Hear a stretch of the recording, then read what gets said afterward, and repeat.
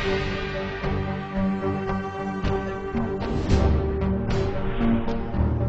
Bulletin sponsored by उत्तम Singh academy Rewa.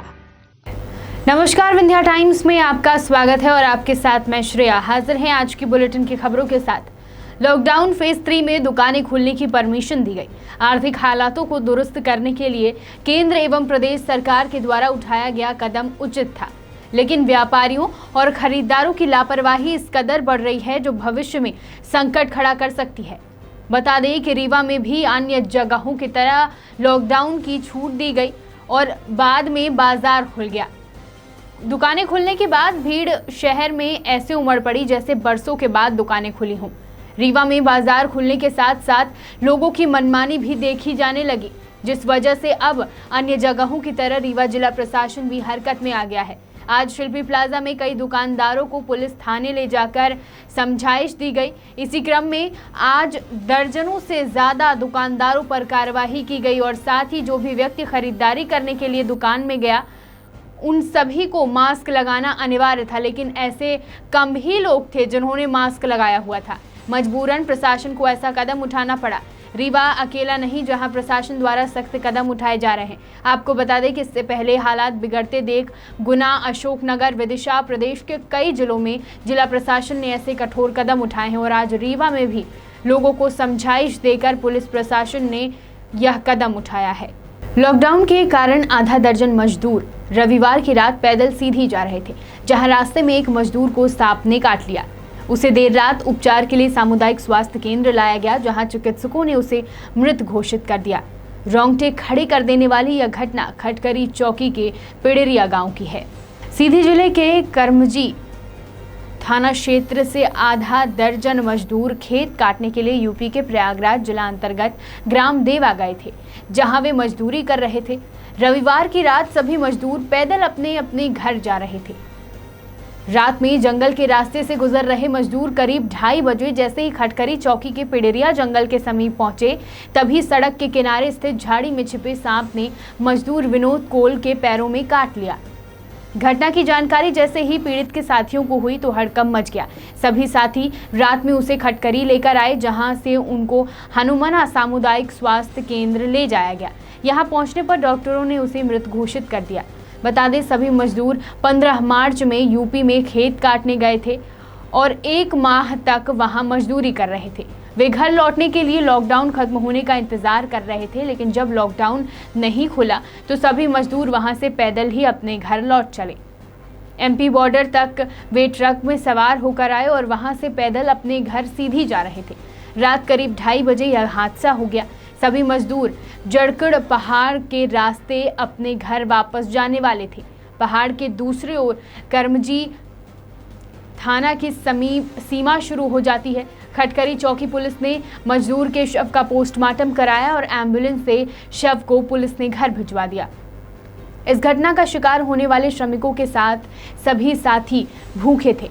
उन्होंने रविवार से कुछ नहीं खाया था और भूखे प्यासे ही वे अपने घर जा रहे थे। इस बात की जानकारी होने पर खटकरी पुलिस ने समाज सेवियों की मदद से उन सभी को भोजन कराया और उसके बाद उन्हें अपने घर भिजवा दिया। 3 तारीख की मॉर्निंग में ये लोग निकले थे। करीब 8-9 लोगों का एक परिवार था, कोल समाज का। ये इलाहाबाद के एक देवा गांव में रहते हैं, वहाँ से फंसे थे। वहाँ से पैदल कमरजी जिला सीधी में जा रहे थे और रास्ते में हमारे यहाँ पड़ेरिया गाँव पड़ता है, शाहपुर थाना जिला रीवा के अंतर्गत मैं चौकी है, उसके गाँव है। और रात में करीब 2-2:30 बजे की बात है, जब ये लोग आराम कर रहे होंगे, सो गए होंगे, तो जो इसमें विनोद कोल करके 35 वर्षीय एक व्यक्ति है, उसके पैर में सांप ने काट लिया। ऐसी संभावना समझ में आई और जिसके कारण उनकी डेथ हो गई। बाद में सूचना पुलिस को मिली तो उनका मुआवजा किया गया है और बाकी सब लोगों को सकुशल अपने गंतव्य तक पहुँचाया गया। कोरोना महामारी ने लोगों को घरों में न सिर्फ बंद कर दिया है, बल्कि लोगों की लाइफस्टाइल, उनके कामकाज एवं खुशियां मनाने का तरीका सब बदल गया है। पहले शादियां बैंड बाजा बारात के साथ नाचते गाते दुल्हन के दरवाजे पहुंचती थी, लेकिन बिना इन सब के भी सतना में लॉकडाउन के दौरान शादी हुई, जिसमें वर वधू के माता पिता और उनके भाई बहन की मौजूदगी में शादी समारोह संपन्न हुआ। इस शादी में बैंड बाजा तो था, लेकिन बाराती नहीं थे। वर वधू को आशीर्वाद उनके परिवार के लोगों ने फोन पर दिए और रिश्तेदारों एवं मित्रों ने शादी को ऑनलाइन देखकर भरपूर आनंद लिया। सतना के मुख्तियारगंज में रहने वाले सुरेश चंद्र मंगल ने अपने बेटे सुभाष का विवाह राम कुमार मंगल की बेटी सोनम से कराया। इस शादी समारोह की खास बात यह रही कि विवाह पूरे धूमधाम से बैंड बाजा के साथ संपन्न कराया गया, लेकिन इस शादी में बाराती नहीं थे और न ही जयमाल के वक्त वर वधू को आशीर्वाद देने वाले बुजुर्ग और रिश्तेदार। दरअसल लॉकडाउन के दौरान सतना में यह पहली शादी है जिसे सोशल डिस्टेंसिंग के साथ संपन्न कराया गया। इस शादी में वर वधू के माता पिता और भाई बहन ने मिलकर संपन्न कराया। बाकायदा वर वधू ने मास्क पहना और जयमाला कार्यक्रम हुआ एवं मंडप के नीचे शादी हुई। इस दौरान परिवार ने अपने सभी रिश्तेदारों को, दोस्तों को शादी की सारी रस्में ऑनलाइन दिखाई। सभी रिश्तेदारों ने शादी को ऑनलाइन देखकर आनंद लिया एवं फोन पर ही वर वधू को आशीर्वाद दिया। परिवार का कहना है कि कोरोना महामारी एवं लॉकडाउन के दौरान उनके लिए शादी का करना भी बाकी चीज़ों की तरह ज़रूरी था। पहले की तरह बैंड बाजा बारात के साथ शादी नहीं की जा सकती, लेकिन बिना उसके भी शादी ना हो ऐसा नहीं है। इसलिए परिवार ने निर्णय लिया कि वे वर वधू का विवाह करेंगे और इस शादी को अपने दूर रह रहे रिश्तेदारों एवं मित्रों को ऑनलाइन दिखाएंगे और खुशी खुशी दूल्हा और दुल्हन को घर विदा करेंगे। मेरे छोटे भाई की शादी है और हम लोगों की बहुत उम्मीदें थी इनसे शादी से कि हम लोग बहुत अच्छे से शादी करेंगे, क्योंकि लेकिन कोरोना वायरस जो है अपने यहाँ कोविड-19 जो आया हुआ है, बहुत ख़तरनाक बीमारी है, महामारी है। और इसके रहते हुए आज हम लोगों ने कहा कि नहीं, हमको शादी तो करनी ही है। तो ये हुआ कि भाई नहीं, हमको शादी करनी है और हमको सोशल डिस्टेंस को बनाते हुए सैनिटाइज़र को हम लोगों ने मास्क को और सब तरीके से सैनिटाइज होते हुए गवर्नमेंट से, प्रशासन से परमिशन लेकर के करीब 25-30 लोग जो हमारे घर घर के हैं उनके साथ रह करके हम लोग ने शादी की है। और ना कोई बैंड है ना बाजा है, सिर्फ हम लोग घर घर के लोग हैं और घर के लोग ही शादी कर रहे हैं। और हमारी जो सिस्टर्स हैं, ब्रदर हैं बड़े, जो बाहर रहते हुए हैं, तो हमने उनको नेट पे शादी दिखा करके हम लोग उनको भी दिखाया। जी, जो सोचा था उसके हिसाब से तो कुछ भी नहीं हो रहा है, लेकिन ये है कि मुहूर्त को देखते हुए और इस महामारी को देखते हुए किसी तरीके से ये सब कार्यक्रम हमारे फैमिली रिलेटिव्स कर रहे हैं। रिलेटिव्स तो यहाँ नहीं है, फैमिली मतलब मेन है यहाँ पे। 2 परिवार मिल करके ये पूरा प्रोग्राम कर रहे हैं और बाकी सारे वीडियो कॉन्फ्रेंसिंग से हम लोग को ज्वाइन कर रहे हैं, अपनी विशेष दे रहे हैं। एंड यहाँ का सतना का जो प्रशासक था उन्होंने भी काफ़ी साथ दिया, उन्होंने हमको गाइडलाइंस प्रोवाइड करी कि ऐसा ऐसा करिए आप, वैसा ही वैसा हम लोग कर रहे हैं। और एसडीएम साहब को हम बहुत बहुत धन्यवाद करेंगे जो उन्होंने हमको परमिट किया आज ये करने के लिए। I am very much thankful to. महामारी के इस दौर में प्रशासन ने कोरोना वायरस से लड़ने के लिए लगातार लोगों को शासन के निर्देश का पालन करने के निर्देश दे रही है। लॉकडाउन 3 में प्रशासन ने कुछ जिलों में राहत दी। जिला प्रशासन ने कुछ दुकानें खोलने के निर्देश भी जारी किए हैं, पर कुछ समय सीमा भी निर्धारित कर दिए हैं। लॉकडाउन 3 में शहडोल कलेक्टर सत्येंद्र सिंह ने जिलेवासियों को राहत दी। जिला कलेक्टर ने सुबह 10 बजे से शाम 4 बजे तक कुछ महत्वपूर्ण दुकानों को खोलने के निर्देश जारी किए और सभी दुकानदारों को प्रशासन की गाइडलाइंस का पालन करने की हिदायत भी दी। जिला मजिस्ट्रेट डॉक्टर सत्येंद्र सिंह ने लॉकडाउन 3 में दिए जाने वाली छूट व प्रतिबंध पर निर्देश जारी किए, जिसमें शहरी क्षेत्र में सुबह 10 बजे से 4 बजे तक किराना दुकान, डेयरी, मेडिकल, पशु आहार व आदि कुछ दुकानें खोली जाएंगी। इसी प्रकार सब्जी, फल व दूध घर घर वितरण करने के आदेश दिए। वहीं पूरे शहडोल जिले में शाम 7 बजे से सुबह 7 बजे तक कर्फ्यू जारी रहेगा। तंबाकू, गुटखा आदि की दुकानें पूर्णतः प्रतिबंधित रहेंगी। जिला प्रशासन के आदेश के बाद जिले के अमलई थाना के अंतर्गत कुछ जगहों पर भीड़ देखने को मिली। थाना अमलई को जानकारी लगते ही थाना प्रभारी कलीराम पर्ते व सब इंस्पेक्टर विकास सिंह अपने पूरे दलबल के साथ मौके पर पहुंचकर लोगों को समझाइश दी व प्रशासन के निर्देशों का पालन करने की हिदायत दी। शासन के निर्देशों का पालन न करने व लॉकडाउन तोड़ने पर कार्यवाही के निर्देश भी दिए गए हैं। शहडोल से पंकज राव की रिपोर्ट। नहीं, जनता मान नहीं रही ऐसी बात नहीं है। जो शासन के द्वारा निर्देश दिए गए हैं, लॉकडाउन 3 जो है, लॉकडाउन 3 में जो है कई दुकानों को समय अनुसार छूट दी गई है। तो जिसके आधार पर जो है माननीय जिला दंडाधिकारी कलेक्टर महोदय शहडोल द्वारा 4 तारीख को जो है मीटिंग करने के बाद, डिजास्टर मैनेजमेंट कमेटी उसका मीटिंग करने के बाद उन्होंने आदेश निकाला है। उस आदेश के अनुसार जिन दुकानों को खुलना है उसके लिए जो है उनके द्वारा कुछ दिशा निर्देश दिए गए हैं कि दुकानें खुलेंगी तो वो दुकानें किस तरह सोशल डिस्टेंसिंग को और कोरोना महामारी को नियंत्रण के लिए क्या क्या उपाय करेंगी। तो उन्हीं उपायों से व्यापारी बंधुओं को जागरूक करने के लिए हम लोग जो है आज यहाँ मार्केट में आए थे और सभी को उस आदेश से अवगत करा दिया गया है। यदि उसके बाद ये आदेश को पालन नहीं करते हैं तो फिर वैधानिक कार्रवाई की जाएगी। ठीक है।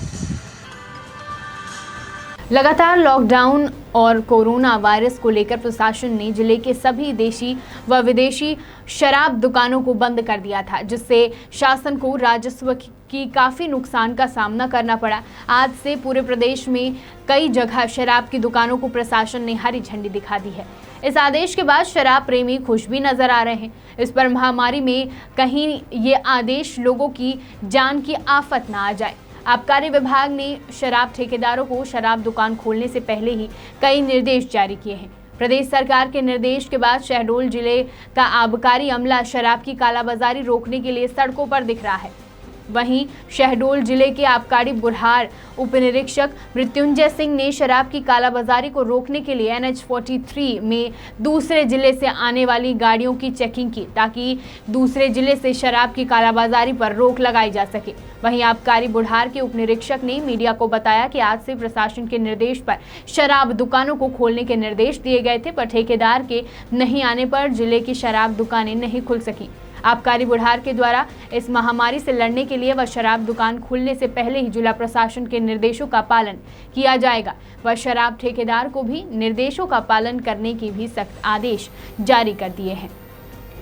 शहडोल से पंकज राव की रिपोर्ट। शासन के निर्देशानुसार दुकान को आज खोलने का निर्देश दिया गया था और लाइसेंस से भी संपर्क किया गया, चूँकि वो भी रीवा रहते हैं और उनसे संपर्क किया गया। वो आज आने के लिए बोल रहे थे, लेकिन चूंकि आज आए नहीं है यहाँ पे, हम लोग भी अपने दल बल के साथ शासन की दुकानें खोलने के लिए, जो भी शराब दुकान हमारे ज़िले की हैं, और बुढ़ार तहसील में मैं हूँ और जहाँ पे बुढ़ार तहसील में सभी दुकानें खोलने के लिए हम लोग यहाँ आए हुए थे, लेकिन अभी तक यहाँ पर नहीं आए हुए हैं और जिला प्रशासन और हमारे जिला अधिकारी महोदय द्वारा उनसे संपर्क किया जा रहा है। तो सर, ये अपन जैसे अगर आज दुकान खोली जाती तो क्या सोशल डिस्टेंसिंग या आबकारी विभाग के द्वारा या किसी ठेकेदार के द्वारा जिसको ठेका दिया गया है, किसी प्रकार क्या व्यवस्थाएं लोगों के लिए की गई थी? विभाग के द्वारा भी सैनिटाइजर की व्यवस्था की गई है, मास्क की व्यवस्था की गई है और संबंधित जो दुकान के दुकानदार हैं उनको भी हम लोग मास्क और सैनिटाइजर और जो भी सोशल डिस्टेंस है सभी चीज़ मेंटेन करने के लिए बोल रहे हैं। और अगर दुकान खुलती है तो ये सब व्यवस्थाएं विधिवत जो शासन की गाइडलाइन है उसके अनुसार की जाएगी। साथ में ये सोशल डिस्टेंस भी जो ग्राहक आएंगे उनसे मेंटेन करवाया जाएगा। सर, लगभग कब तक खोलने की उम्मीद है आपके जिले में? अब शासन जिस तरीके से भी अभी प्रशासन निर्देशित करता है, लाइसेंस ही आता है और जैसी लाइसेंस ही आता तो विधिवत शासन के मंशानुसार दुकान खोली जाएंगी। रीवा जिले के डबौरा थाना अंतर्गत चौकीहा गांव की एक महिला ने अपनी 3 बच्चियों के साथ गहरे कुएं में बीते शाम छलांग लगा दी, जिससे मौके पर ही तीनों बच्चियों की मौत हो गई। उक्त आत्मघाती कदम महिला ने अपने ससुराल पक्ष वालों से प्रताड़ित होकर उठाया। मौके पर से महिला जीवित अवस्था में पाई गई, जिसे आनन फानन में प्राथमिक उपचार के लिए जवा CHC ले जाया गया, जहां पर महिला का उपचार जारी है तथा तीनों बच्चियों की मौत के बाद कुएं से शव बाहर निकालकर पोस्टमार्टम के लिए जवा CHC ले जाया गया है और शव का PM कराकर शव परिजनों को सौंप दिया गया। चौकीहा गांव के निवासी जमुना यादव के बेटे राजेश यादव की शादी सुखमंती यादव से हुई थी, जो बीती रात्रि अपने 3 दुधमुही बच्चियों सहित गहरे कुएं में छलांग लगा दी। कुएं में पानी ज्यादा होने के कारण तीनों बच्चियों की मौत हो गई, जबकि महिला जिंदा बच गई। महिला के परिजनों ने बताया कि महिला को उसके ससुराल पक्ष वाले विगत कई साल से प्रताड़ित करते आ रहे हैं, जिसकी शिकायत हम लोगों ने वर्ष 2018 में डबौरा थाने में दर्ज भी कराई थी और कार्यवाही भी हुई थी। फिर दोनों के बीच राजीनामा हो गया, लेकिन पति के चाल चरित्र ठीक न होने की वजह से महिला से आए दिन लड़ाई झगड़े होते रहते थे। कल भी महिला के साथ उसके ससुराल पक्ष वालों ने मारपीट की थी, जिससे प्रताड़ित होकर महिला ने ये आत्मघाती कदम उठाया है। किया जाता था, करीब 1-1.5 साल पहले की घटना है। उसकी सारी डिटेल ये डभौरा में FIR हुआ है, उसकी सारी कॉपी है। वहाँ पर भी इनके हस्बैंड जो थे वो दूसरी कोई ये लड़की लेके वहाँ गए थे। तो किनके द्वारा प्रताड़ित किया जा रहा था? उनके हस्बैंड थे, यहाँ पर सास थे और देवर थे और ससुर, तीनों। पिछले दिनों मारपीट भी की गई थी? पिछले दिनों भी मारपीट हुआ था, ननंद और वो इनके घर के लोग जो थे, लड़का तो बाहर रहता था। लड़की ने कभी आप लोगों को शिकायत नहीं की कि मेरे साथ मारपीट हो रही? नहीं शिकायत की, अभी कल सुबह भी फ़ोन किया था कि यह हमारी जो है आखिरी आवाज़ है, आज सुबह हमें मारे हैं लोग, धमकी दिए हैं।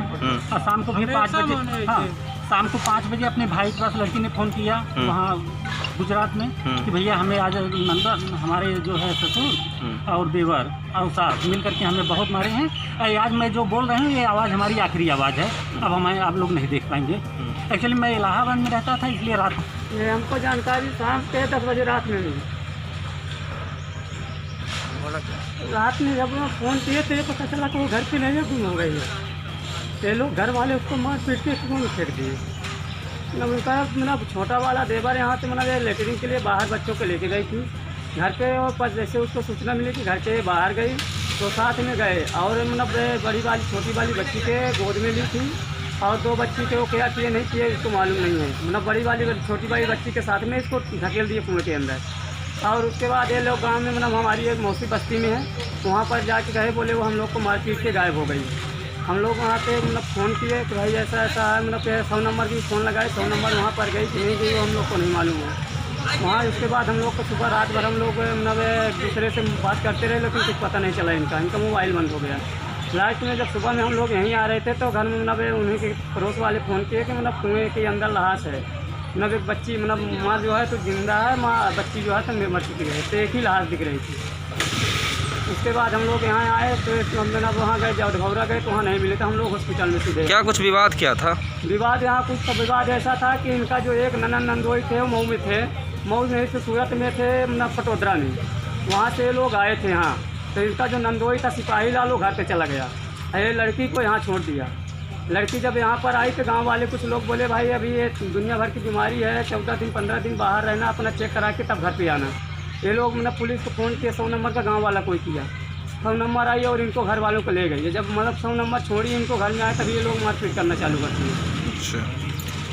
मारपीट किए, बोले कि तुम ही घर मतलब फ़ोन किए, तुम मतलब पुलिस वालों को क्यों फ़ोन किया, घर वालों को क्यों फ़ोन किया, मतलब इस तरह से उनको परेशान करने लगे। इससे पहले भी कुछ घटनाएं घटी थी? हाँ, इसके पहले घटना घटी थी मतलब सन 2015 में घटी, 15 के सन 2018 में घटी थी। क्या हुआ था? और उसमें क्या था कि अभी हमको मालूम नहीं था, उस समय सूरत में था, हमारे पास फ़ोन गया कि मतलब देखिए आज सुबह सूचना प्राप्त हुई कि डबोरा थाना क्षेत्र में गांव में इस तरह का इंसिडेंट हुआ। यादव समाज परिवार की एक महिला है और करीब 30 साल के आसपास उम्र है उसकी, और 3 बच्चे थे उसके, तीनों लड़कियां थी, एक 5 वर्ष की, एक 4 वर्ष की, 1.5 वर्ष की। और किसी कारण से कोई घर में विवाद हुआ है, जिसके बाद आक्रोश में आकर महिला तीनों बच्चों को लेकर के कुएं टाइप की एक चीज़ है वहाँ पे जाकर के कूद गई, और कूदने के कारण, पानी होने के कारण जो तीनों बच्चे थे उनकी डेथ हो गई। महिला अभी ठीक है, उसको हॉस्पिटल में जवा में एडमिट किया गया है, जवा में, और इलाज उनका चल रहा है। जो इसका बैकग्राउंड है, कुछ इस तरह की इन्फॉर्मेशन मिल रही है कि कोई पारिवारिक विवाद हुआ है वहाँ पे किसी से, जिसके कारण उन्होंने ये घटना ये अंजाम दी। सर, तीनों बच्चों की मौत हो गई है? तीनों बच्चों की डेथ हो गई है, और महिला के विरुद्ध हम लोग 302 का मुकदमा इसमें दर्ज करेंगे, क्योंकि किन्हीं भी कारणों से, पारिवारिक कारणों से बच्चों को लेकर कूदने का कोई कारण नहीं था, बच्चे छोटे थे, और इसलिए उनका मर्डर केस उनके ऊपर दर्ज हुआ। विंध्या की तमाम खबरों के साथ कल फिर हाजिर होंगे, बने रहिए विंध्या टाइम्स के साथ। बहुत बहुत धन्यवाद।